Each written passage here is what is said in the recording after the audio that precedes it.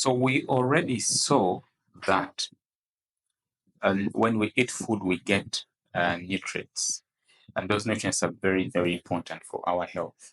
We talked about proteins, carbohydrates, lipids, and we talked about minerals and vitamins.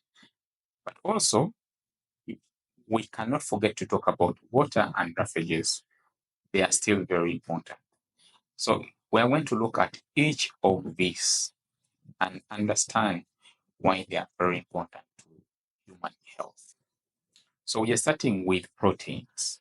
So in this presentation, we want to know what proteins are, what are they made up of, okay, and why are they very important. And definitely we start with a scenario where we have Jamal, who is a vegetarian athlete. He wants to build muscles athletic.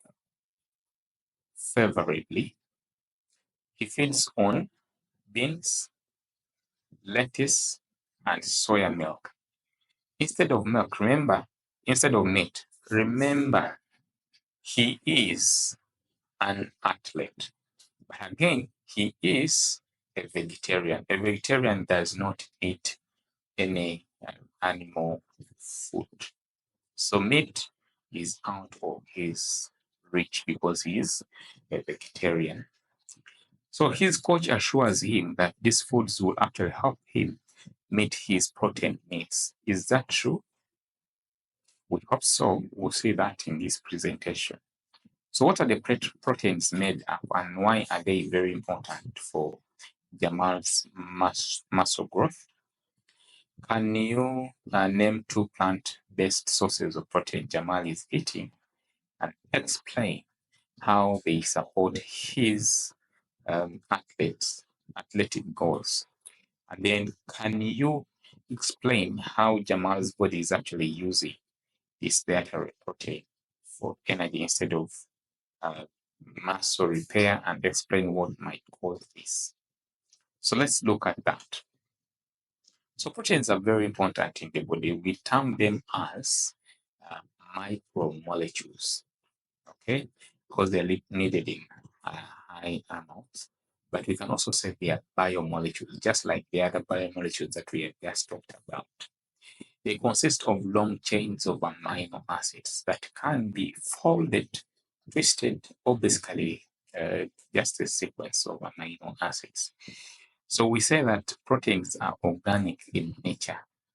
Okay, proteins are organic and they consist of carbon, hydrogen, oxygen, and then nitrogen, sulfur, and sometimes you can have phosphorus. Why do we say sometimes? It's because proteins are actually of very many types. There are very many proteins. There are very many peptides. There are very many amino acids. So the structures will definitely not be the same. Okay, but typically all proteins are made up of amino acids. So the amino acids are the monomers of proteins. The meaning of that is that when you can line up several amino acids together to get a protein, and the protein is a polymer. Remember, polymers are made as a result of polymerization. Polymerization is when you have the monomers joining together to form a large molecule. So the proteins are actually very large because they consist of several amino acids. And each amino acid consists of three components, and you need to pay attention to them. The first component is the amino group. The second is the carboxyl group, and then the R group, which we term as the side chain. These are the three components of an amino acid. What defines or what makes amino acids different is the R group. So the R group can be occupied by any other chemical species, and that gives us different types of amino acids. We actually have over 20 amino acids. So these amino acids, the over 20 amino acids that differ by their side chain, can be found in plants and animals. So we can have what we term as animal-based proteins or plant-based proteins, depending on where we are getting these proteins from.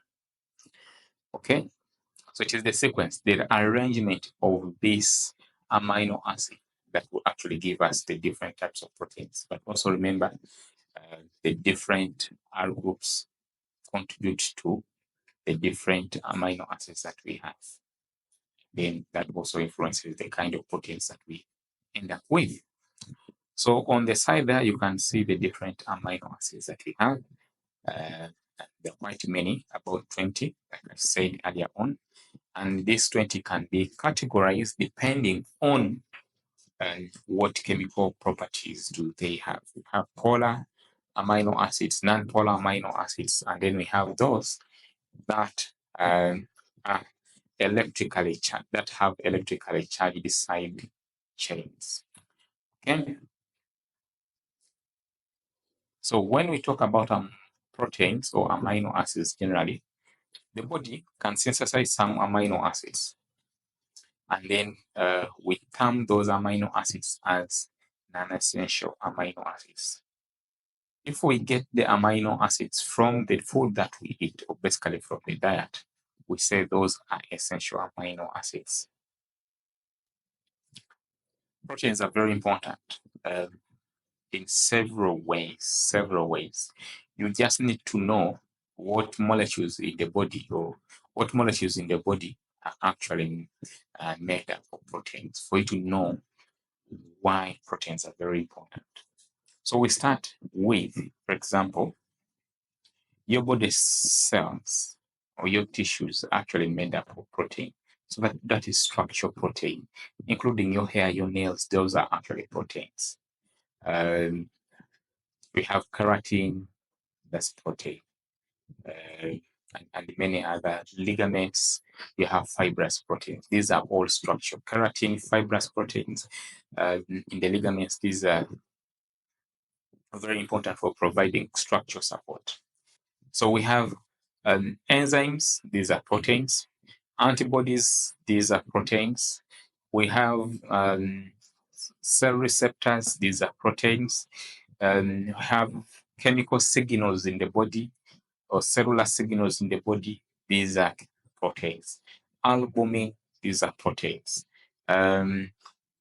Transport proteins or what we term as protein channels or carrier proteins, these are proteins. So you just need to mention the molecule and its function, and that gives you the function of the protein. So we can say the antibodies provide protection to the body, okay? And the antibodies are proteinous. You can say some proteins form hormones, which are very important for coordination, what we call chemical coordination or in coordinating physiological processes. Then we can talk about transport proteins such as carrier proteins are important in movement of ions and different organic molecules. And again, coming back, enzymes are proteins and therefore they speed up the rate of reaction. Some proteins are very important in cellular communication and cell signals there. Okay, so we come back to our question. So these proteins actually are very important and they can actually help him build his muscles and prepare for the competition. Okay, the beans that he feeds on and then also the other sources of these proteins are very important in strengthening and repairing the muscles. Okay, so the beans are important for muscle repair, and then the other proteins are also very important for building muscle strength. Okay, so the challenge is that since his diet is largely proteinous, he may not have sufficient carbohydrates that are needed for energy because this athletics actually requires energy. So he needs to have some carbohydrates in his diet. And if he does not have the carbohydrates, it is the proteins that can be converted into the carbohydrates to provide energy. When that happens, it means that he will not have sufficient proteins for muscle repair. So that's the situation there.